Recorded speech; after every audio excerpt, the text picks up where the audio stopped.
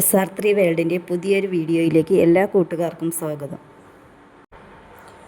പുതിയൊരു റെസിപ്പിയുമായിട്ടാണ് ഞാൻ ഇന്ന് വന്നിരിക്കുന്നത്. സവാള വരട്ടി നമ്മൾ ഉള്ളിക്കറി സാധാരണ എപ്പോഴും ഉണ്ടാക്കാറുണ്ട്. അപ്പത്തിനായാലും ദോശയ്ക്കായാലും ഇടിയപ്പത്തിനായാലും ഇത് സവാള വരട്ടി തന്നെയാണ് ഈ കറിയും വെക്കുന്നത്. പക്ഷേ ഒരു വ്യത്യസ്ത രീതിയിലാണ്. ഇത് അത്രയും ടേസ്റ്റിയാണ്, ഉണ്ടാക്കാൻ എളുപ്പമാണ്, എല്ലാവർക്കും ഇഷ്ടമാകും. ഏത് ബ്രേക്ക്ഫാസ്റ്റ് രാവിലെ എന്തായാലും നമുക്കിത് തയ്യാറാക്കാം. ഇതിനകത്ത് മുട്ട കൂടി ഞാൻ ആഡ് ചെയ്തിട്ടുണ്ട്.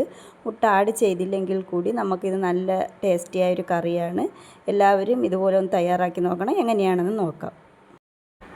സവാള കനം കുറഞ്ഞരിഞ്ഞ് നമുക്ക് എണ്ണയിലൊന്ന് നല്ലതുപോലെ വാട്ടിയെടുക്കാം. സവാള നല്ല ബ്രൗൺ കളറാവണം. അതിന് വേണ്ടി ഒന്ന് അല്പം ഉപ്പ് കൂടി ആഡ് ചെയ്ത് നല്ലതുപോലെ ഇളക്കി ഇടയ്ക്കൊന്ന് അടച്ച് വെച്ച് നല്ല ബ്രൗൺ കളറാവുന്നത് വരെ സവാള ഒന്ന് വഴറ്റിയെടുക്കാം. സവാള വഴറ്റിയാണ് നമ്മൾ സാധാരണ ഉള്ളിക്കറി വെക്കാറ്. ഇത് സവാള വഴറ്റി തന്നെ വ്യത്യസ്ത രീതിയിലുള്ള ഒരു കറിയാണ് തയ്യാറാക്കുന്നത്. ഇതുപോലെ എല്ലാവരും തയ്യാറാക്കി നോക്കണം. അപ്പം സവാള എല്ലാം നല്ല ബ്രൗൺ കളർ ആവുന്നത് വരെ നമുക്ക് നല്ലതുപോലെ ഒന്ന് വഴറ്റിയെടുക്കാം.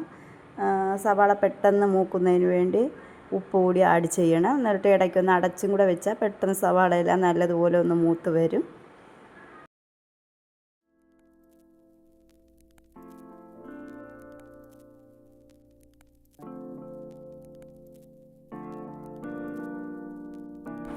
സവാളയെല്ലാം ഇതുപോലെ നല്ല ബ്രൗൺ കളറായിട്ടുണ്ട്. ഇനി ഇതിലേക്ക് ഒരു തക്കാളി കൂടി ചെറുതായി അരിഞ്ഞ് ആഡ് ചെയ്ത് കൊടുക്കണം.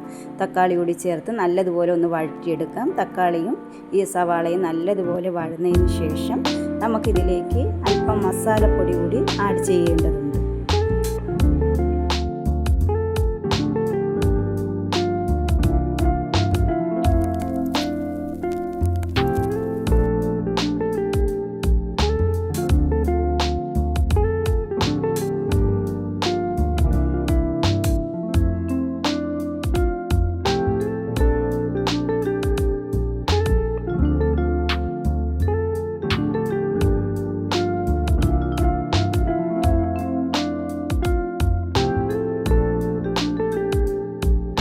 തക്കാളിയെല്ലാം നല്ലതുപോലെ വഴന്ന് വന്നതിന് ശേഷം ഇതിലേക്ക് ഒരു 1.5 സ്പൂൺ മുളക് പൊടിയും 1/4 സ്പൂൺ മഞ്ഞൾപ്പൊടിയും ഒരു സ്പൂൺ മല്ലിപ്പൊടി കൂടി ആഡ് ചെയ്ത് കൊടുക്കുക. മറ്റു പൊടികളൊന്നും ഇതിൽ ആഡ് ചെയ്യേണ്ട. മുളക് പൊടിയും മല്ലിപ്പൊടിയും മഞ്ഞൾപ്പൊടിയും മാത്രം മതി. ഈ പച്ചമണം മാറുന്നത് വരെ ഈ എണ്ണയിൽ തന്നെ ഒന്ന് നല്ലതുപോലെ പൊടികളെല്ലാം പച്ചമണം മാറുന്നത് വരെ ഇതുപോലെ ഒന്ന് ഇളക്കി കൊടുക്കുക.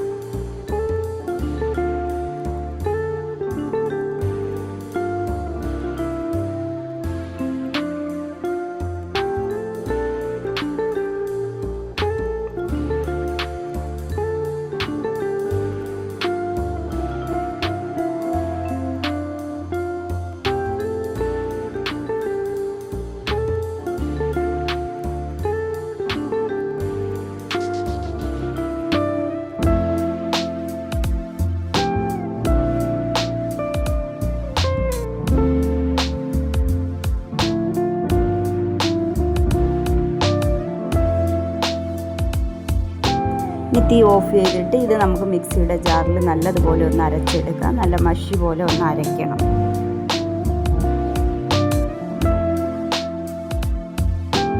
ഇനി നമുക്ക് കറി തയ്യാറാക്കാം. വെളിച്ചെണ്ണ ഒഴിച്ച് കടുവും കറിവേപ്പിലയും ഇട്ട് പൊട്ടുമ്പോൾ നമുക്കതിലേക്ക് ഒരു ചെറിയ കഷ്ണം ഇഞ്ചിയും 2 വെളുത്തുള്ളിയും കൂടെ ചതച്ചിട്ട് കൊടുക്കണം. വെളുത്തുള്ളി ഇഞ്ചിയും കൂടെ ചതച്ച് നല്ലതുപോലെ മൂത്ത് വരുമ്പോൾ നമ്മൾ നേരത്തെ അരച്ച് വെച്ചിരിക്കുന്ന ആ കൂട്ട് ഇതിലേക്ക് ഒഴിച്ചു കൊടുക്കാം. നല്ല മഷി പോലെ ആടണം. നല്ല ആടി അത് അല്പം വെള്ളവും കൂടെ ചേർത്താണ് ആട്ടാനുള്ളത്. അത് നമുക്കിതിലേക്ക് ഒഴിച്ചു കൊടുക്കാം.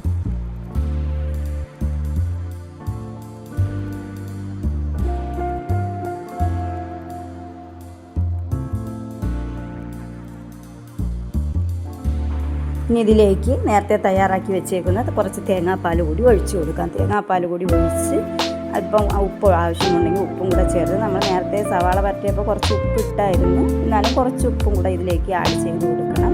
തേങ്ങാപ്പാൽ ഒഴിച്ച് ഉപ്പ് ഇട്ട് നല്ലതുപോലെ ഒന്ന് തിളപ്പിച്ചെടുക്കാം. നല്ല ടേസ്റ്റിയായ ഒരു കറിയാണ്. ചപ്പാത്തിക്കായാലും അപ്പത്തിന് ഇടിയപ്പത്തിന് ഏതെങ്കിലും ബ്രേക്ക്ഫാസ്റ്റിനൊപ്പം വേണമെങ്കിൽ നമുക്ക് ഈ കറി യൂസ് ചെയ്യാം. പിന്നെ ഇപ്പം ഞാൻ മുട്ട കൂടി ഇതിനകത്ത് ഇട്ട് കൊടുക്കുന്നുണ്ട്. മുട്ട ഇട്ടില്ലെങ്കിലും നമുക്ക് ഈ കറി ഉപയോഗിക്കാം. എല്ലാ കൂട്ടുകാരും ഇതുപോലെ ഒന്ന് തയ്യാറാക്കി നോക്കണം. എല്ലാവർക്കും ഇഷ്ടമാകും. അത്രയും ടേസ്റ്റിയാണ്. ഇതിലിനി അല്പം മസാലപ്പൊടി കൂടി ആഡ് ചെയ്യണം. മസാല നമ്മൾ നേരത്തെ അരച്ചപ്പം ഇട്ടില്ലായിരുന്നു. ആ മസാല കൂടി ചേർത്ത് ഇത്രയും മതി. അപ്പോൾ ടേസ്റ്റിയായ കറി തയ്യാറായി. എല്ലാ കൂട്ടുകാരും എൻ്റെ ചാനലൊന്ന് സബ്സ്ക്രൈബ് ചെയ്യണം, സപ്പോർട്ട് ചെയ്യണം, ലൈക്ക് ചെയ്യണം, ഷെയർ ചെയ്യണം. Thanks for watching.